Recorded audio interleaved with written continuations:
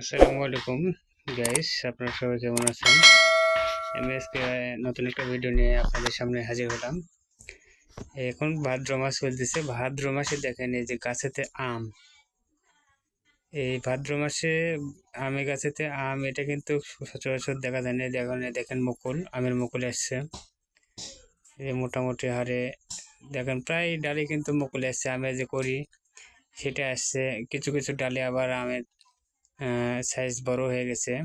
এই এটা কিন্তু একবারে কেবল মুকুলটা বের হচ্ছে। আর এইদিকে দেখেন এই যে আম, এগুলো কিন্তু আগে একটু মুকুল বের হচ্ছে, এগুলো আম কিন্তু অনেক বড় হয়ে গেছে।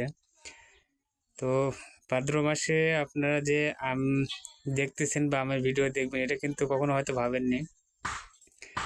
তো আমি নতুন একটা ভিডিও নিয়ে হাজির হলাম আপনাদের মাঝেই।